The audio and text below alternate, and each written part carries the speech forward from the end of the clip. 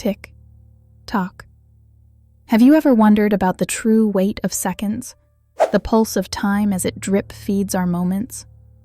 Tonight, I invite you to reach into the folds of eternity through a tale that binds the living and the lost, the story I call The Scarlet Pendulum.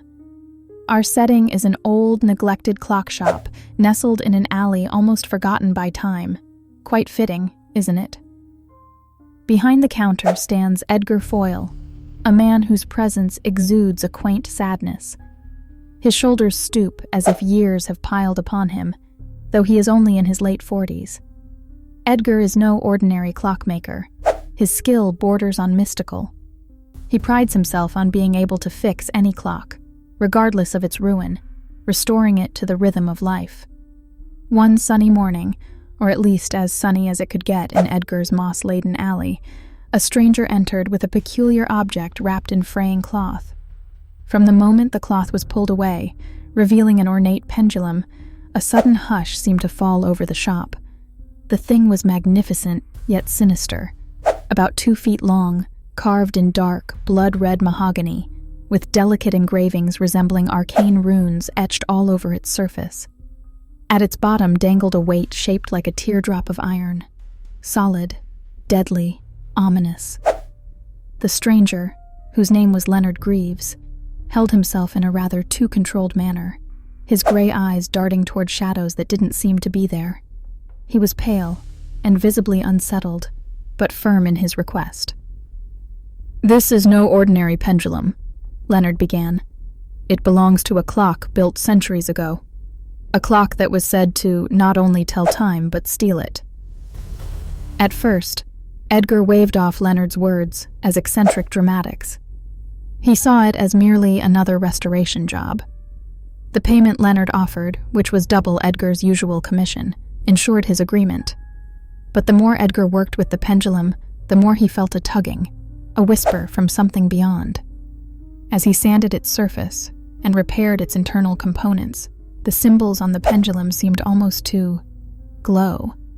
Aye, that's when things took on a flavor most unusual. Edgar began to experience shifts in his perception of time whenever he handled the pendulum. One moment he'd glance at the small wall clock to see an afternoon stretched before him, and an instant later, dusk would drape over the windows like a shroud. He dismissed these as minor lapses, a trick of the mind, perhaps, until one fateful evening. The clock shop was unusually quiet, save for the persistent ticking from the restored clocks on the walls. Edgar had been applying the final touches to the pendulum when the doorbell jingled. To his surprise, Leonard Greaves had returned unannounced. He looked more fragile than ever, his demeanor frantic. "You must stop," Leonard hissed. "You must destroy the pendulum." But before he could explain further, the strangest thing, Leonard froze mid-sentence. His eyes widened in terror, his mouth caught in a silent scream, as if time itself had snared him in invisible chains. And Edgar? He watched in paralyzed horror as Leonard dissolved into nothingness, scattering like ash blown in reverse onto the pendulum's surface. Edgar stood trembling, but his curiosity soon outweighed his terror. He brought the pendulum to its final resting place within a large, antique grandfather clock, one that he had recently acquired in a baffling trade, and whose origins he could not trace. The moment the pendulum found its home, the room vibrated with a force so strong it sent clocks tumbling from the shelves. Then, another visitor arrived. She was a girl, young, ethereal, with skin so pale it seemed like moonlight woven into flesh. Her black hair flowed like ink, and her wide eyes bore an unsettling, ageless wisdom. She called herself Annalise. "You've done something that cannot be undone," she whispered. "That pendulum doesn't pull time forward. It gathers it, Edgar." With Annalise's guidance, Edgar learned the pendulum had been created centuries ago by an obsessed alchemist searching for immortality. The artifact allowed the owner to steal fragments of time from anyone near it. When placed in a clock, it could even reverse moments, reset decisions, reroute fates. But there was a cost. This is where Edgar realized his mistake. He had unknowingly fed the pendulum all his time while working on it. The sudden lapses made sense now, as if his own lifespan was quietly siphoning away. He felt drained in an unspeakable way. A man aged decades within days. Annalise warned him. Once activated, the pendulum needs victims to sustain the one who wields it. Those minor ticks you felt? That was only the beginning. She urged him to destroy it before the cycle consumed the world. But something had already shifted in Edgar. The promise of reversing time tugged at the strands of his psyche. He longed to repair a personal rift from years ago, a heartbreak so profound it reshaped him. Against Annalise's pleas, Edgar gave in. He set the pendulum swinging in the grandfather clock. The movement was hypnotic, so steady you'd swear it had its own pulse. As it swung, memories began to unravel before Edgar's eyes. His lost love, beautiful and vivid, standing before him, her laughter filling the shop as it once did. He reached for her, but she flickered like a dying projection. And then the screaming began. Outside, in dimming twilight, people stumbled, disoriented.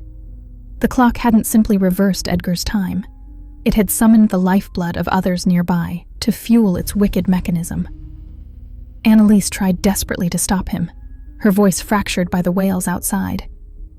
"The pendulum chooses its masters," she sobbed. "When nothing is left, it consumes them." The shop grew darker, ticking and crying overlapping in a horrifying symphony.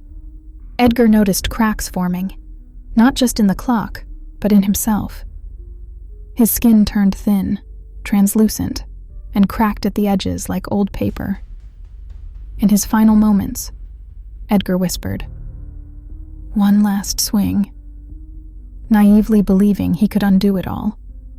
Yet each swing only tightened the pendulum's grip on reality.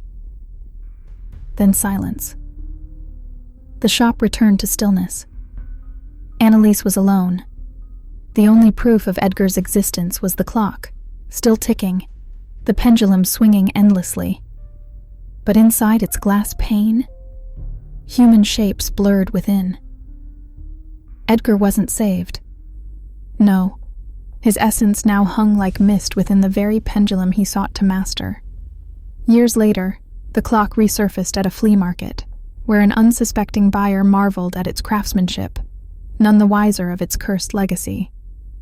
And so, dear listener, if you ever hear a clock ticking too loudly, if its rhythms invade your thoughts, stop. Time belongs to you, and you alone. Let no pendulum take it away.